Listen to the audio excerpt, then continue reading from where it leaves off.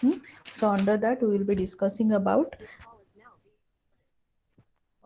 under this we will be discussing about attitude and prejudices. So you have any idea about attitude? We have a different idea that uh,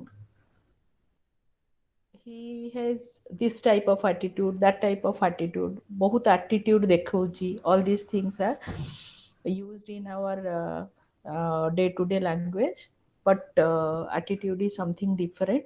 So today we will be discussing about nature of attitude and its characteristics. Am I audible? Yes, ma'am. Yes, ma'am. Yes, So today we'll discuss about nature of yes, attitude, characteristics of attitude.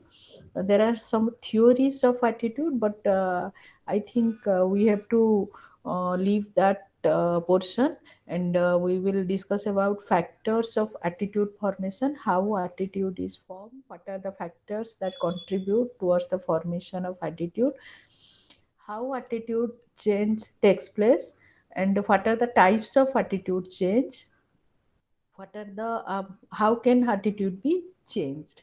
These are the things we will be discussing about attitude, and next we will discuss about prejudices or prejudice. So what is attitude?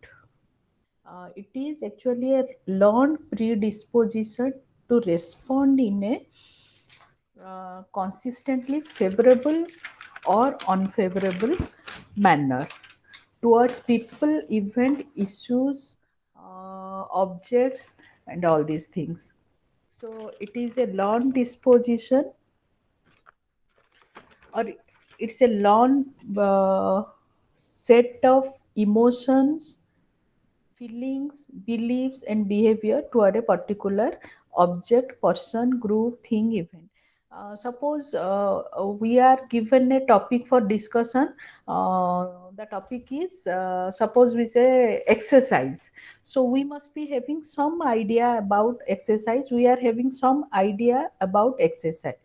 We are having some attitude towards exercise. When we hear the word junk food, either we have a positive attitude towards it or a negative attitude usually range from positive to negative. Either we have a positive attitude towards something or a negative attitude, or in some cases even we are neutral about some person issues and all these things. So we hold attitude about people, event, issues, mm, uh, things, object, all these things, and it is either positive, negative, or neutral. Examples are exercise, junk food, dowry, internet use. Internet use, we had a negative idea or negative attitude towards internet use, but during the COVID time, surprisingly this attitude became positive, that internet use or using internet is the only option to survive in this pandemic time.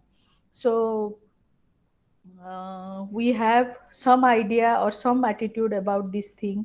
Then the recent or the hot topic nowadays is COVID vaccine. Some of us uh, have positive attitude towards COVID vaccine. Some of us have negative attitude. We feel that COVID vaccine may harm us. It is creating very different type of side effect.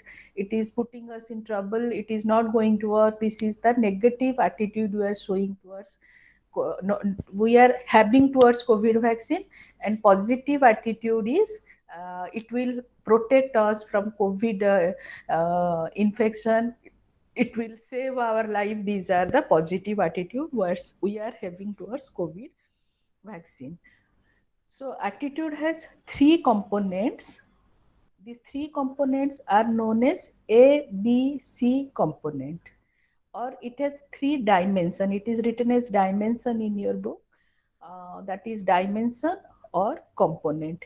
A for affective, B for behavioral, C for cognitive. As I said, you attitude are set of feelings, emotions, beliefs and behavior. Feelings, emotions, these things come under our affective component, while beliefs come under our cognitive component, and the behavioral component is the behavior, how attitude influence our behavior. About the cognitive component, it consists of belief, information, knowledge, justification, reasoning, ideas we are having about any object, situation, person, or event or issue. As I said you about internet use. I have a negative belief about, I have negative information, I have negative knowledge.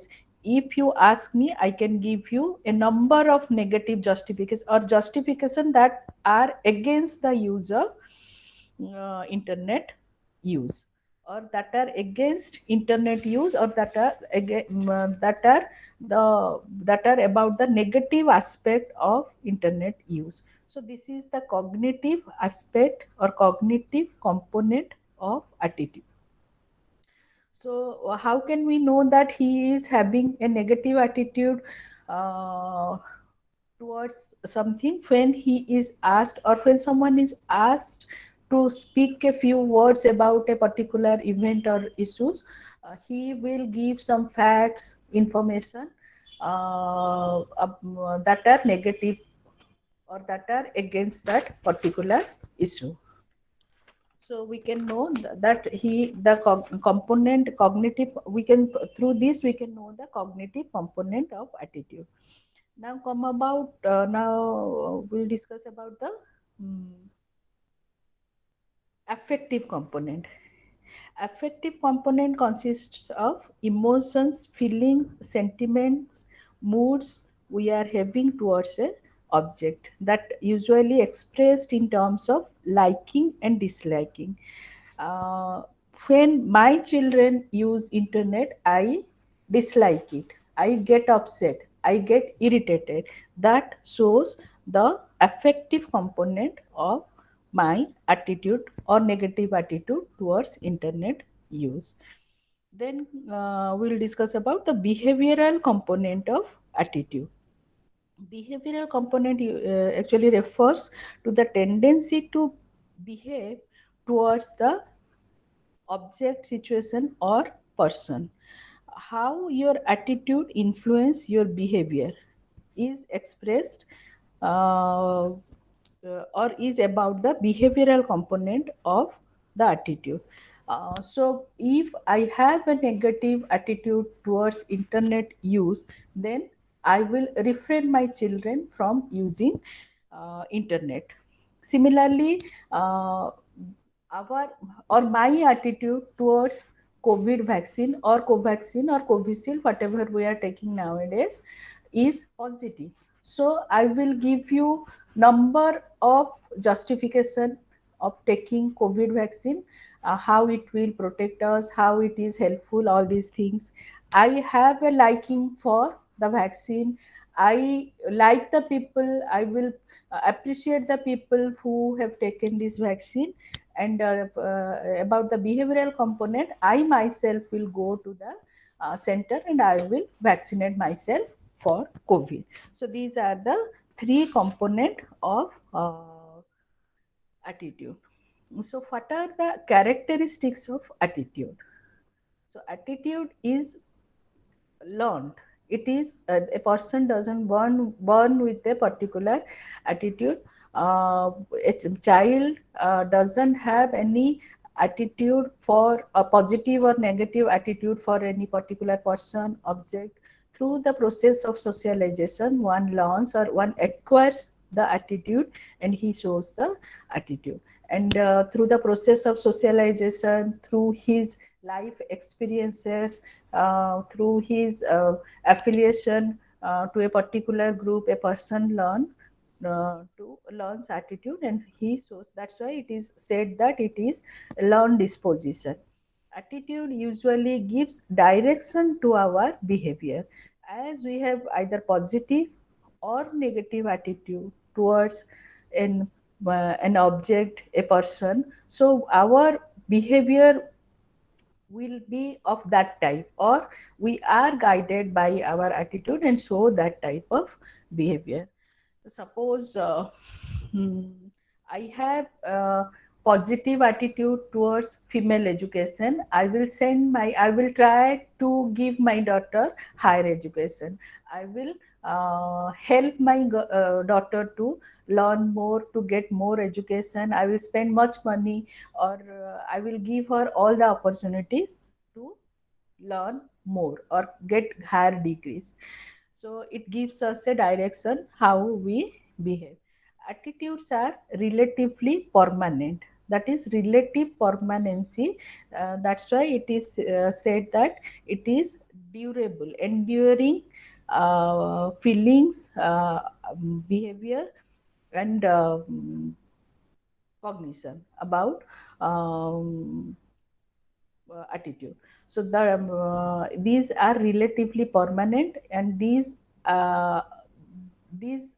develop gradually. These are not sudden, rather these are gradual, and these are very strong, rigid, and they are less likely to change.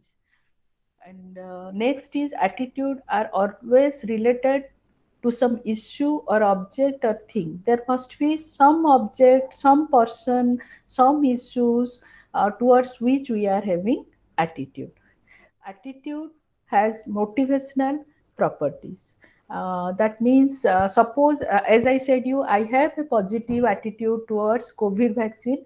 That positive attitude will motivate me to get vaccinated. That positive attitude will motivate me to encourage other people to take the vaccine. So it has also motivational properties. So these are the characteristics of attitude. So about the theories that I am not going to discuss in detail. One is your cognitive consistency theory, and another one is social learning theory. Another one is functional theory, miscellaneous theory, that is there in your book. The next we will discuss about factors of attitude formation, how attitude is formed, or what are the factors that contributes towards formation of attitude. So first is a need satisfaction. If something satisfies our need, then we are likely to get develop a positive attitude for that. And if something comes in between our need and the goal, we are likely to develop a negative attitude. So need satisfaction is one of the factors that contributes towards attitude development. Then social learning. So social learning, we learn, or we develop attitude by seeing others, by observing others, by our experiences. And attitudes are always learned, and these are learned through the process of classical conditioning, instrumental conditioning, and observational learning. In classical conditioning is a method of learning where a neutral stimulus come to elicit an unconditional response when it is repeatedly paired with an unconditional stimulus. So, when for this, I can give you one example. Uh, when I show positive attitude towards Covaxin, Covaxin is a neutral stimulus. When I show positive attitude, that is the mm, when Covaxin is associated with some type of reward, I start developing a favorable attitude towards Covaxin. This is through the process of classical conditioning. Instrumental conditioning is one where we get reinforced for showing certain type of behavior. It may either be positive or negative. We are rewarded for showing positive behavior, and we are punished for showing undesirable behavior. So through instrumental conditioning also we learn certain type of attitude. And observational learning, as I discussed yesterday, children learn much things or many things by observing their parents, their society, or people around them, and this is known as observational learning. Attitude is also learned through group affiliation. When we become a member of a particular group, we are likely to adopt the values, norms, systems of that group. And through the process of affiliation to the group, we learn those attitude, whether it is favorable or unfavorable towards a particular group or person. But through the process of group affiliation, we learn attitude. Then it your cultural factors. So there are each culture has its own tradition, norms, values, religions, systems, behavior, and these cultural factors also influence the way we show our attitude or the way we develop our attitude. Then personality factor, a particular personality factors also influence the formation of attitude. uh, there are some people who are agreeable and they develop or change their attitude easily, whereas some people they are rigid and they are less likely to change their attitude or their belief about something. The next is given information. The information we get also helps in developing or changing our attitude. When we get information about something, that helps in developing our attitude towards that object or person. Suppose covaccine, when we get positive feedback about covaccine or any type of covid vaccine, we develop a favorable attitude. And when we come across the news that somebody died after taking covid vaccine, our attitude immediately turns negative, or our we develop an unfavorable attitude towards the covid vaccine. So the given information also is very important in developing and maintaining our attitude. So now about attitude change. Attitude change can be of two types. One is congruent change, another one is incongruent change. Congruent change refers to the change where the existing attitude is strengthened or the change is in the direction of the existing attitude. It is not against the existing attitude, and this one is easier, and this change occurs very fast. You are having positive attitude towards exercise and you get some extra information or some new information about exercise that is for or that is about the benefits we get from exercise, then it is called as congruent change. Our existing attitude gets strengthened.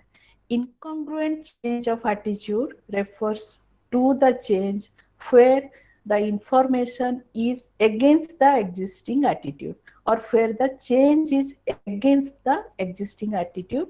And here the mm, here, changing of attitude is difficult or it takes time.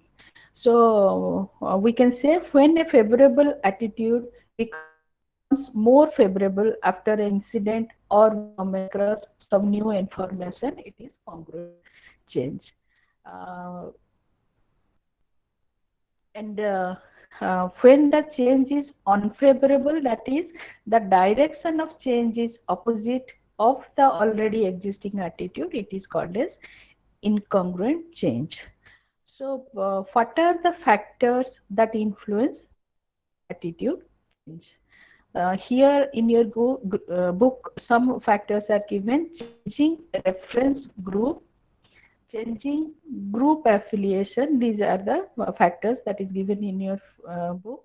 So uh, suppose changing reference group, about changing reference group, suppose mm, you are from a village where you have developed a attitude of conservatism, or girls should not um, girls should not be highly educated. They won't get a suitable match for them if they get highly educated, and you get admitted to a college in Delhi or say Bombay, where the attitude of that college or the environment or the group has a liberal attitude, where they feel that female education is the priority, or female should be educated, say they should work in high post, and there is nothing to do with getting good match or all these things. So when you enter into the new group, or when the reference group is changed, your attitude will automatically be changed. You start believing that girls should be highly educated, girls should get best of the education. Changing group affiliation, this is also another factor that influence our attitude change. So when we enter into, or the group affiliation is changed, attitude also change, or we try to adopt the norms, values, opinions of the new group. This way we change our attitude. Here two things are important: characteristics of the group and characteristics of the members in the group. Characteristics of the group means norms, values, and beliefs of the group. If the norms, beliefs, standard, values of the group are more attractive to us, we are more convinced that these are good values, these are better values, we are more likely to change, or we can easily change our attitude. Similarly, the characteristics of membership in a group refers to our position in the new group. Suppose I am given a better position in the new group. I have been given a greater status in the new group, which has more power, more prestige, more attention, and in this case, I am more likely to change my attitude towards that direction, or change my attitude towards the group's attitude. So this is also one of the important factor. The next is the additional information we get is an important factor in attitude change. So when we get some new information, that may be through the mass media, that may be through a person, that may be through our new courses, our attitude changes. Then next is persuasive communication. So by persuasive communication, here we mean communication of such facts and information as are attractive and appealing to the listener, and has direct bearing on the attitude of the person. So change in attitude through persuasive communication depends mainly upon four factors, that is source of communication, the source from which the person get the communication. Here the source includes credibility of the communicator, attractiveness of the communicator. So credibility of the communicator means if we get the information from some expert, then we are more likely to change our attitude. And if the information is from a layman or who is not an expert in that field, we are less likely to change our attitude. Suppose we are having negative attitude towards COVID vaccine, and a renowned physician, a renowned doctor of AIMS give, gives a talk about the positive, or the good qualities or the helpful qualities of COVID vaccine. So when we hear the talk by the renowned doctor, we are more likely to change our attitude in comparison to a case where a journalist gives a talk about the positive uses or positive aspect of Covaxin. Then attractiveness of the communicator. If the communicator is attractive, that means if he or she is physically beautiful, or if she or he has some similarity with us, then we are more likely to change our attitude. So that is the reason beautiful models are engaged in advertisement. We are more likely to follow, we are more likely to change our attitude by seeing a beautiful person saying something for or against some object or issue or person. And even similarity plays some role when the person is similar to us in some ground, like our profession, like from our community, we are more likely to change our attitude. The next point is content and the characteristics of the communication. And about content and characteristics of communication, there are 3 points. First is fear arousing appeal, organization of communication, and channel of communication. So what is fear arousing appeal? When some information is aimed at arousing fear or negative emotion within us, but at the same time it provides some alternative for us to reduce that fear, it has been found to be more effective. Suppose we can say, that uh, about the vaccination of COVID vaccine. Government, few days back, government declared that the health worker who won't take or who don't get vaccinated, they will be asked for explanation. They will be suspended. This fear arousing situation, or this fear arousing appeal, change the view or change the attitude of those health workers towards COVID vaccine. So when we get scared, when we some fear or negative emotion is aroused within us, at the same time we are given a option or way out to get out of the fear, we are more likely to change our attitude for that object or situation. Then organization of communication. Attitude change is affected by the way in which the communication is organized or presented. So when the communication or the fake fact is presented one sided, then how it happens, or whether it is beneficial to present only one side, that is the favorable or unfavorable side of the issue, or two sides, that means favorable versus unfavorable sides are presented in the communication. This one is helpful. This is a point of debate. And another organization of communication is whether the message or whether the communication draws its own conclusion, or the listener or the audience or the people are left to draw a conclusion out of the fact or information given about the communication or the situation or the issue. This is also an important factor.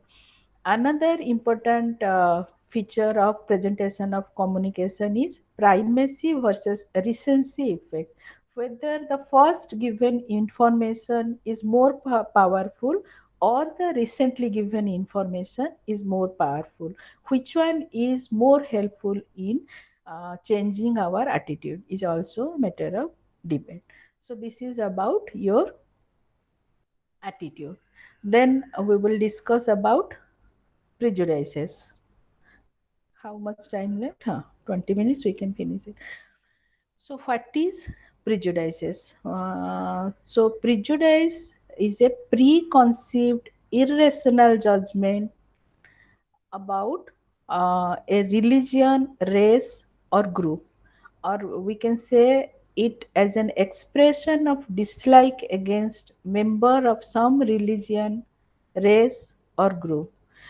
Um, According to Barron and Byron, prejudice is generally a negative attitude towards the member of some social, ethnic, or religious group. Prejudices are usually negative. These are prejudgments. It is a prejudice is a Greek word which refers to prejudgment without any rational thinking, without any actual experience. We draw a conclusion. These are usually preconceived. So, what are the features or characteristics of prejudices? These are acquired, like attitude. One more thing, prejudices like attitude have three component: the ABC component, the affective component, the cognitive component, and the behavioral component. And prejudices are usually negative or negative feeling towards other group or a member of the other group. And these are learned, though a person doesn't born with any type of prejudices. Through the process of socialization, one learns all these prejudices, or how to develop a negative feeling towards other. Prejudices have emotional overtone. These are colored with emotion. These are usually against some group. Sometime also it is for a group. That means positive prejudices are there, but usually it is against some group, community, or religion. So, if as it is colored with emotion, if favorable, the person shows much love, affection, attachment, care, sympathy towards the member of other group. But as said, it is usually unfavorable. In that case, the person shows hatred, dislike, hostility, different type of negative feeling towards the other group. Prejudices, as it is prejudgment, pre-conclusion about others. So it is usually irrational. It is not based on any type of reasoning. It is not based on any type of fact. It is not based on any type of wisdom. And the prejudices is functional. It helps the individual to justify his hostility, his aggression, his repressed desire, and it strengthens the feeling of self esteem and prestige within a person. As it is prejudgment, it has no connection with reality. It is wrong. It is something about wrong information or misinformation one gets about a particular group or community. So there are different type of prejudices. One is racial prejudice. The here we have prejudice towards Negroes. They are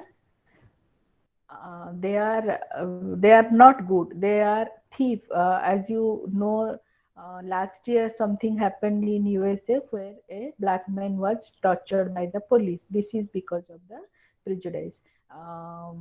In some places, the um, SC/ST people are harassed. This is because of the prejudice. In some women are looked up and down because of the prejudices. Women are looked down upon. This is an example of prejudices where women have been the target of prejudice, and they are often thought of as weak, dependent, mild, and they are object of pleasure, and they are objects, not as property. So this is about sex prejudice, racial prejudice, caste prejudice.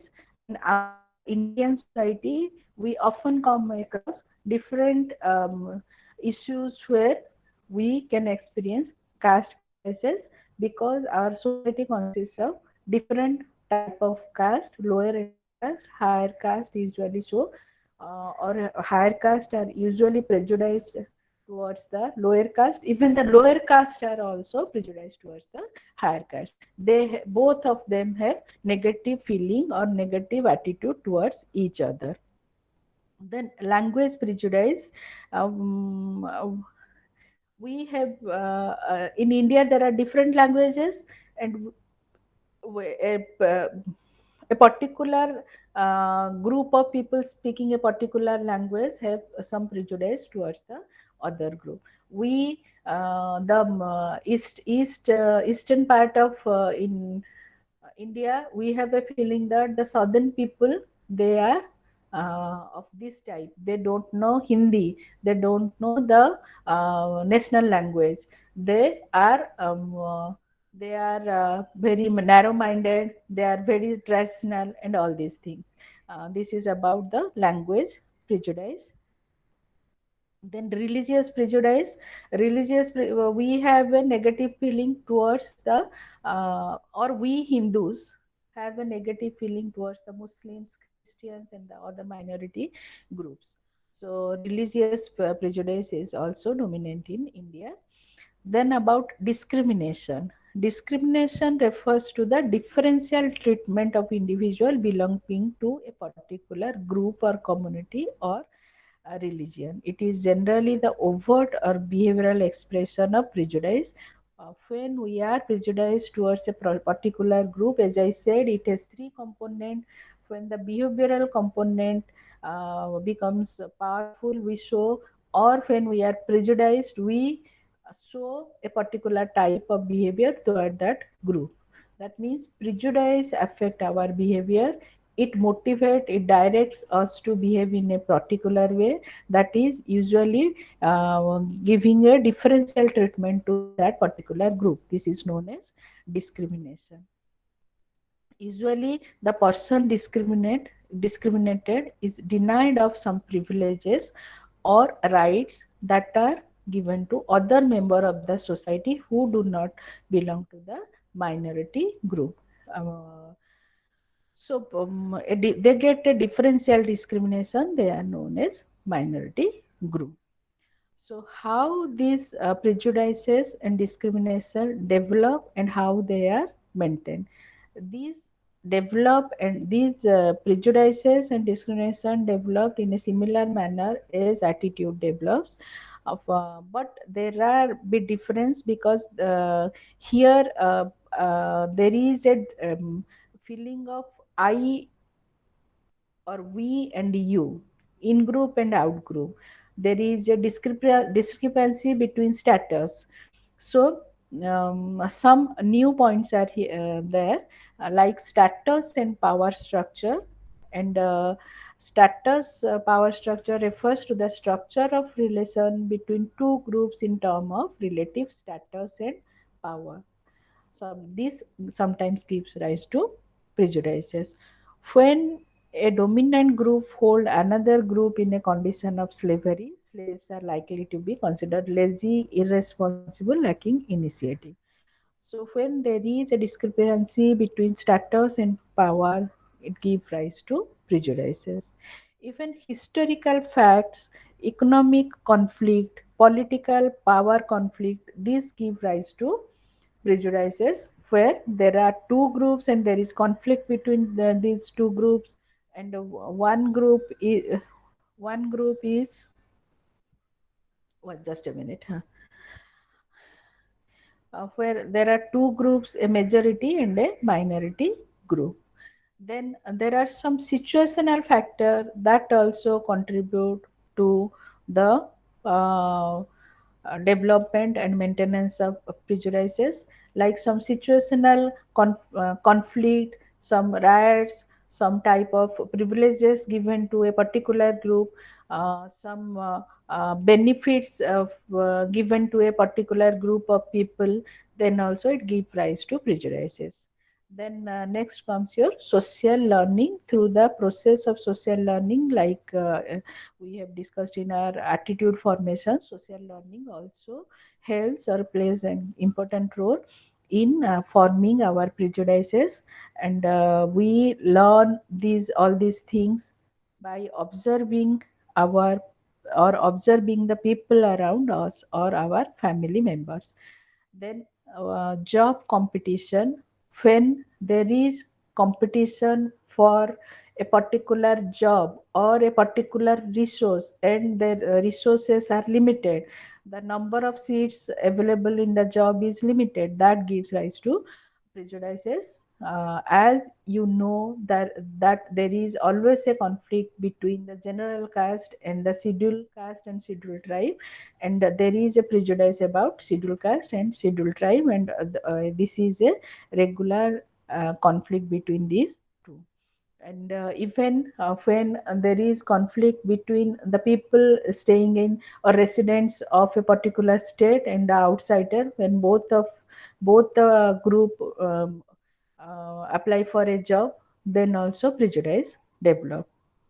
Then conformity to norm, we are member of particular groups, always we are member of groups. So starting from family as a group, we are member of different group, and we have to follow or conform to the norms, values, systems of the particular group of which we are the member. So conformity to the norms of our group also give rise to prejudice. Here a feeling of our group and out group, in group and out group is there, and in group people have to be inside the group, we have to follow the in group norms. Then next is your psychodynamic factor. There are different psychological factors that give rise to prejudices. First is frustration and aggression. Prejudices are usually the result of frustration. These are the ways of expression of aggression. As I said you yesterday about frustration and aggression hypothesis, frustration give rise to aggression, and this aggression is expressed in term of discrimination, or this frustration give rise to aggression, aggression in the form of prejudices, and this is expressed in the form of discrimination. Then authoritarian personality, there are people who are of authoritarian personality, people are of different personality, and people who are of authoritarian personality, they have a rigid thinking, they want bossism, they feel themselves superior and others as inferior, and these type of people usually helps in developing prejudice in their own group or in the group they are the member. Then personality need such as intolerance for ambiguity, there are certain people who have intolerance for ambiguity, and they want everything in black and white, and they become intolerant of the other group, and they are sources of prejudices. Then next is your manifestation of prejudices. How prejudice is manifested or expressed, or how we behave in a prejudiced condition. So it can be withdrawal, it can be avoidance, it can be discrimination, lynching. Just a minute. It can be lynching. So let us discuss about withdrawal. Withdrawal means moving away from a event or away from a situation, or away from the people. Suppose I am prejudiced against scheduled caste or scheduled tribes. I will suppose I am invited to a particular party or gathering or a particular seminar. There I find that the chair of the seminar is a scheduled caste person. Then because I am having prejudice, because I am prejudiced towards the scheduled caste people, then I will withdraw myself from that situation. The next is avoidance. If I know, or in the invitation card I find that the chair or the chief guest of the event is a scheduled caste person, then I will avoid going to that situation. I will say that I am busy, I am not going to attend the meeting. Then discrimination is, suppose I am a teacher and I have prejudice towards scheduled caste people, then I will discriminative behavior toward the scheduled caste students in my class. Suppose I am asked to select a student for inter-district or interstate competition. As I am prejudiced towards the scheduled caste, I won't select the best student who can get a uh, cup or get a gold medal for our organization, because I don't like scheduled caste people. So this is discrimination. Then next is lynching, that is showing or causing physical hurt or injury to the object of prejudice or person of prejudice. I am prejudiced towards the scheduled caste, and I will try punishing the scheduled caste child in my class or the scheduled caste student in my class. I will give him or her physical punishment.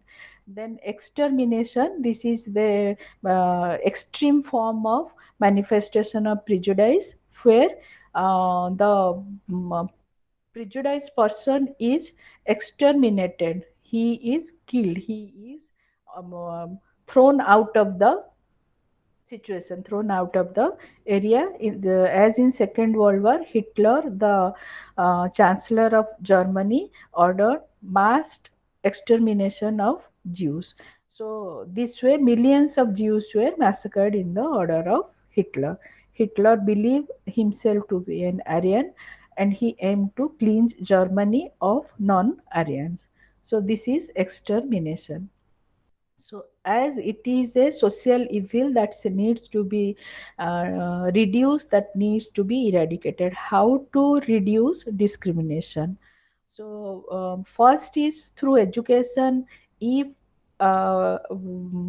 appropriate education is given, people are more likely to reduce their negative attitude or prejudice towards a particular race, group, or community. Suppose people in our community are given education, or in a village the older generation are given education about the benefits of female education, then they are more likely to reduce their prejudice about female education and encourage female education. Another point is intergroup contact. Prejudice, as I said, you is unjustified, irrational prejudgment about a particular group. So, if the two groups or the group having the prejudice and the object of prejudice, these two groups are given scope to intermingle, interact with each other. They get a scope to know each other. By knowing each other, a liking develops, and the misconception about the target group can be dissolved, that can be dealt with, and the prejudice can be reduced, or the negative feeling can be reduced. So when there is this type of situation, these two groups can be given scope to interact with each other. Suppose I am prejudiced, or I am having negative feeling towards scheduled caste.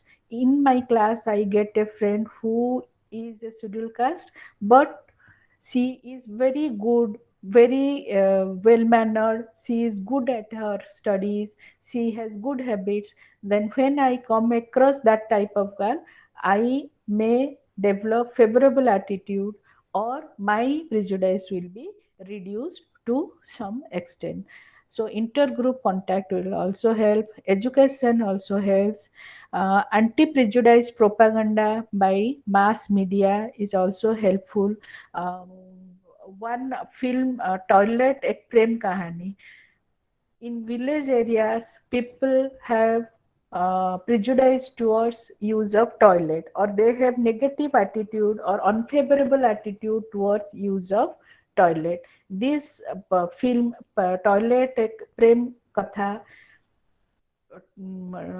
change the attitude of general mass or the people who have unfavorable attitude towards using toilet in their home.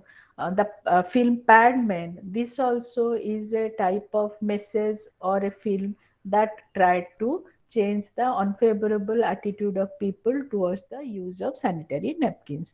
So anti-prejudice propaganda through films, through messages, and all these things can be helpful.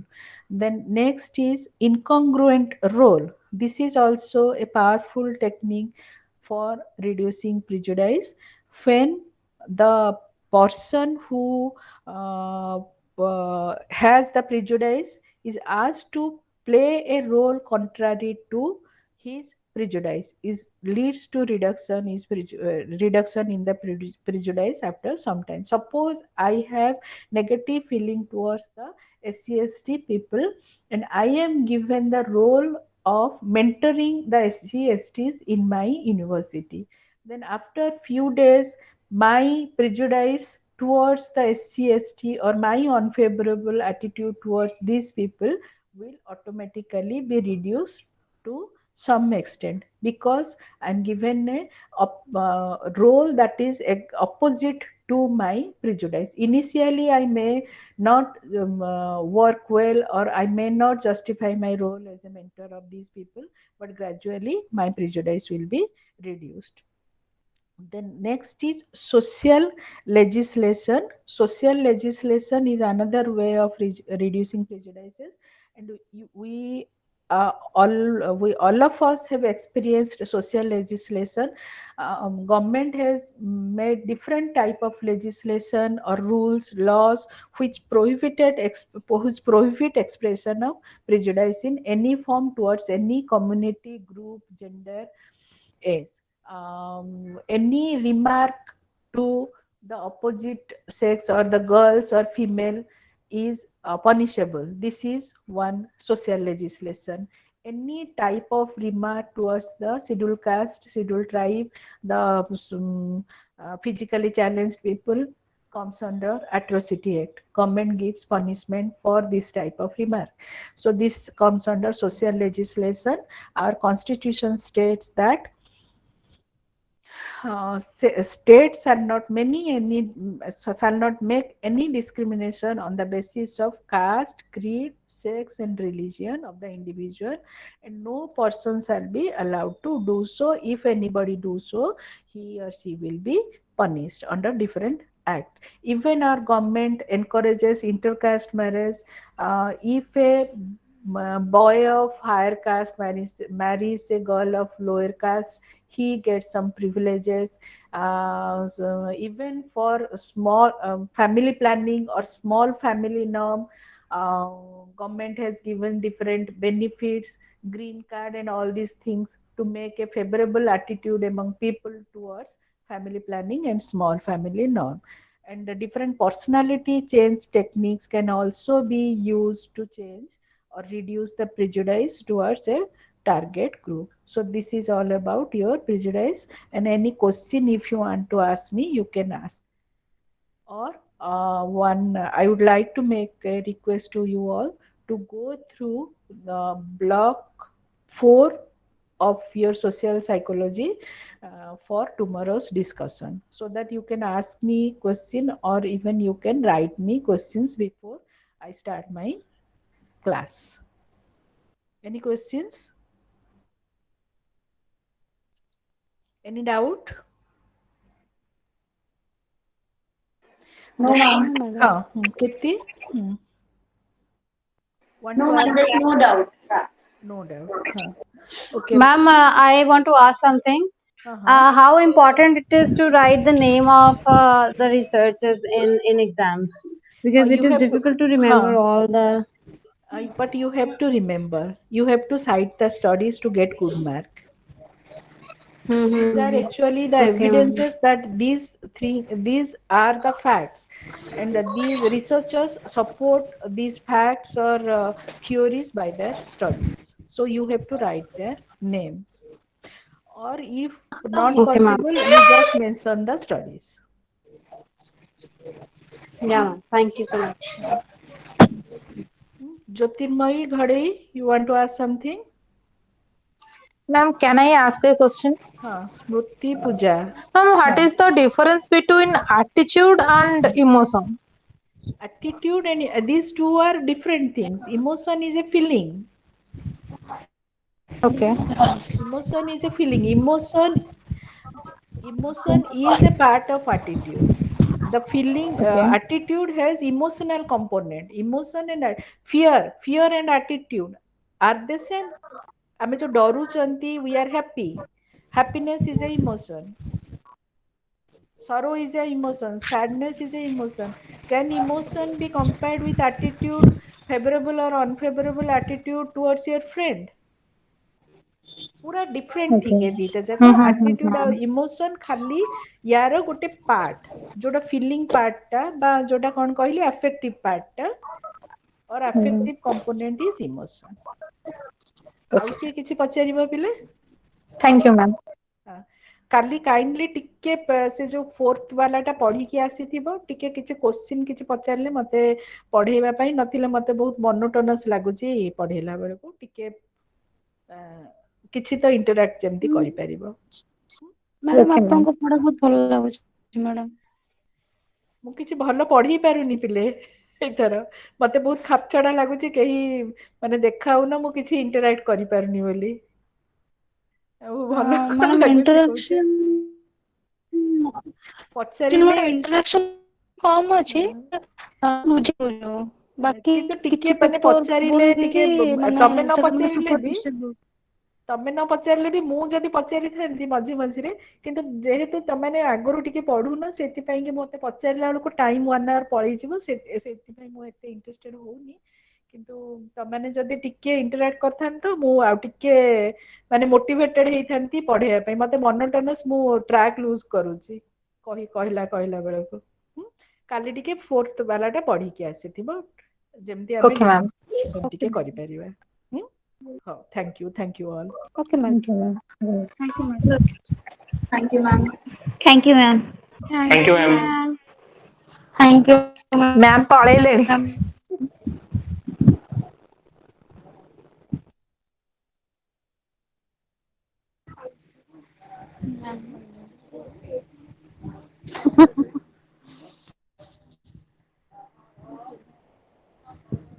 Salam, Mummy.